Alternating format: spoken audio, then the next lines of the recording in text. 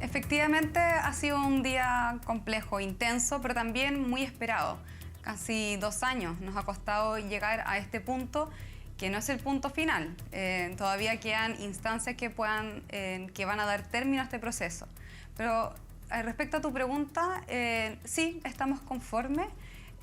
No solamente conforme porque el veredicto fue muy contundente, también conforme con el trabajo que hizo el Ministerio Público y especialmente la Policía de Investigaciones, porque este es un caso complejo, tenía cuatro imputados, hoy día ya se acreditó su culpabilidad, y es complejo también determinar la autoría intelectual, el inductor de un crimen, y en ese sentido creo que la policía hizo un trabajo contundente en términos de prueba y que hoy nos ha podido ayudar y dirigir y que tengamos este veredicto que claramente nos deja conformes. Valentina, ¿y cuánto influyó en este resultado que dices tú del trabajo de la Fiscalía, de las policías, del Ministerio Público, el impulso, la fuerza que tú tuviste en este caso y que saliste en todos los medios hablando, contando lo que le había pasado a tu padre? ¿Cuál fue, tú crees, ese rol, la importancia de ese rol para que no quedara como un homicidio más? Bueno, aquí yo creo que he actuado de vocera de una gran familia unida que somos y que siempre comprendimos que los principales interesados en que aquí se haga justicia éramos nosotros, la familia. Y desde ese lugar que nosotros decidimos tener una participación activa y que aunque hicimos esa participación bastante activa, hubo varios retrocesos en el proceso. Nosotros comenzamos con 2 querellantes institucionales en el juicio del crimen, la Municipalidad de Concón por una parte y también estaba la Intendencia, que ambos no llegaron al término. Entonces quedamos bastante como solos. Entonces ahí se hizo como aún más sentido. Pero también creo que esto ya es lo personal. Yo tomé esta causa como una continuidad de lo que estaba haciendo mi papá en ese minuto. Mi papá había interpuesto una demanda civil y esa demanda civil yo decidí heredarla.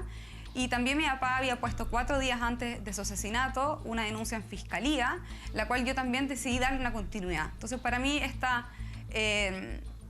este continuar, este como protagonismo que he tenido, esta insistencia, tiene que ver con tomar la posta de que pese a que mi papá había sido asesinado, las causas que él estaba moviendo no iban a quedar abandonadas. ¿Qué reflexión haces, Valentina, sobre que se trata finalmente del primer caso, un primer caso que conocemos tan mediáticamente además, de sicariato en nuestro país? Cuando las primeras horas ya después de la muerte de mi papá ya se empezó a hablar rápidamente del sicariato y debo reconocer que para mí era una palabra muy ajena, muy de la ciencia ficción de otros países latinoamericanos, también muy ligado al mundo del narcotráfico. Entonces nos costó mucho como familia integrar que esta palabra es parte de nuestra biografía familiar. Claro. Entonces, cuando estos tipos de crímenes, por lo general, nosotros lo hemos visto en Chile de forma muy escasa, es como una anomia dentro de nuestra sociedad y están linkeados al narcotráfico. Cuando ya escapan del narcotráfico al que podría denominarse el mundo civil, tienen que darse ciertas condiciones y una de las condiciones que tiene que darse es la impunidad. Entonces, aquí alguien actuó impunemente, o sea, no olvidar que acá a mi papá lo matan un lunes a las 10 de la mañana, estábamos en plena cuarentena, fue un 18 de mayo del 2020.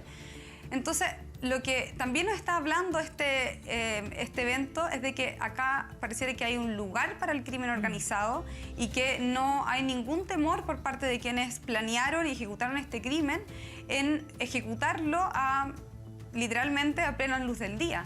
Por lo tanto, aquí lo que también se espera por parte del Poder Judicial, y creo que también la ciudadanía lo está esperando, es que la condena sea ejemplar para que de alguna manera eso entregue las señales de que esto no va a volver a ocurrir. Bueno, tú decías, hablabas de la condena, ¿cierto? El 18 de abril se da a conocer... Y aparte de lo que fueron entonces las respuestas, la conversación que tuvo con Sansa Santamaría, con Valentina Correa, hija, y como ella misma lo decía, vocera de una gran familia respecto de lo que ocurre con su padre, Mari, una situación que además ella dice yo sigo exactamente la misma línea que había tomado él antes de que fuese asesinado, con las demandas que había interpuesto justamente incluso horas antes, el día antes de que se cometiera este tremendo crimen. Claro, está siguiendo de alguna manera su legado, ¿cierto? Pero aquí ella dice cosas que yo le encuentro toda la razón y que es muy cierta, que tiene un poco que ver con lo que comentábamos antes. Ella dice que el sicariato pasa del ámbito del narcotráfico al civil, por así decirlo, y en ese sentido existe una impunidad, o que se creía, y por eso es tan importante, y yo suscribo lo que dice Valentina, que la condena tiene que ser ejemplar. O sea, por lo inédito del caso, también para poder frenar que situaciones como esta no empiecen a ocurrir en nuestro país, y ojalá esto quede como un caso aislado. En el ámbito civil, efectivamente, como ella señala, la condena tiene que ser ejemplar. O sea, ojalá, como dice la Fiscalía, sean 30 años para el sicario, 20 años para el autor intelectual, 20 años para el chofer y 10 años para la cómplice. A ver, es que aquí yo creo que tenemos una situación que se repite y lo conversamos a diario. Lamentablemente nos encantaría darle puras buenas noticias, pero aquí toda condena debería ser ejemplar. Si cometer un crimen, un sicariato, un robo, no, claro, esta es muy emblemática. Todos deberían ser ejemplares, porque si no, toca estar repitiendo y contándole exactamente lo mismo. ¿Por qué? Porque saben que entran y salen. Entran, van, aprenden una nueva técnica y vuelven a salir. En este caso, como decía Gonzalo antes, no puede haber una medida y una revisión del caso en 2, 3, 4 años más, a ver si sale. Porque además hay un respeto para con esa familia que va a vivir aterrada el resto de sus días al haber sido pública por una situación que ellos no buscaron en ningún caso. Rafa Venegas, ¿tienes más antecedentes tú también? Sí, tiene que ver también con cómo la familia ha enfrentado todo esto, porque lo decía ahí también Valentina. Decía, podría haber sido un homicidio, y que, claro, probablemente se hubiera establecido, hubiera habido una persona condenada por matar a su padre. Pero aquí es muy relevante, la justicia ha establecido que hubo un pago, un dinero a propósito de que alguien encargó a otro hacerlo. O sea, el sicariato demostrado ante la justicia chilena. Y por eso también es muy relevante la condena, como decían ustedes, la sentencia que se cumpla finalmente según lo que pide la Fiscalía. Y eso el 18 de abril a la 1 de la tarde lo vamos a saber en detalle. ¿Qué más dijo Valentina Correa en esta entrevista exclusiva que tuvo con Tata Santamaría en 24 Horas Central? Lo revisamos. Bueno, tú hablabas de la condena, ¿cierto? El 18 de abril se da a conocer exactamente la sentencia a los 4 condenados. ¿Qué esperas de esa sentencia? Las penas máximas. Aquí recordar que el veredicto dictaminó de que de los 4 culpables hay 3 que son por homicidio en calidad de autor y una persona en calidad de cómplice. Y lo que nosotros esperamos que sean las penas máximas, entendiendo que el 18 de abril tampoco se termina, después viene un periodo donde podrían presentar recursos. Creo que en este proceso, como familia, hemos aprendido a ser cautelosos, porque muchas veces nos han postergado las audiencias, hemos tenido varios traspiés en estos 2 años. Por lo tanto, esto podría llegar a la Corte de Apelaciones, podría llegar a la Corte Suprema. Estamos confiados, creo que es una muy buena señal el veredicto de hoy en día, pero el trabajo todavía no ha concluido. Valentina, ¿y qué pasa actualmente con los terrenos de tu padre, que fue finalmente el origen de todo? Porque siguen tomados. Te agradezco la pregunta. Es insólito lo que ha ocurrido con los terrenos de nuestro papá, porque lo que nosotros esperábamos, lo que yo esperaba, lo personal, era que al principio, los primeros meses después de la muerte de mi papá, estábamos 100% ocupados, 1, en nuestro duelo, 2, en entender qué le había ocurrido, esclarecer el crimen. Y el terreno siempre fue algo secundario, donde yo esperé ingenuamente de que el Estado y el Ministerio del Interior y todas las autoridades que tengan competencia en este tema pudiesen tomar cartas en el asunto y al menos restituirnos, después de habernos quitado a nuestro padre por distintas negligencias que cometió el Estado, al menos restituirnos la propiedad, porque tiene que ver con justicia. Mi papá lo matan en contexto de usurpación de terreno, y no puede ser que 2 años después lo que nosotros nos encontramos es que el terreno está 100% tomado.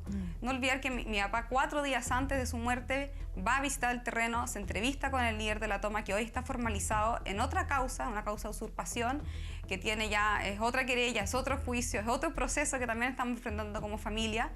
Y lo que nosotros acá esperamos es que hay una compensación por parte del Estado, pero idealmente lo que nosotros esperamos es que el terreno nos pueda ser devuelto, porque creo que esa sería una buena señal para el país. Si no, va a quedar que aquí tú puedes, en este país, matar a alguien y quedarse con su propiedad.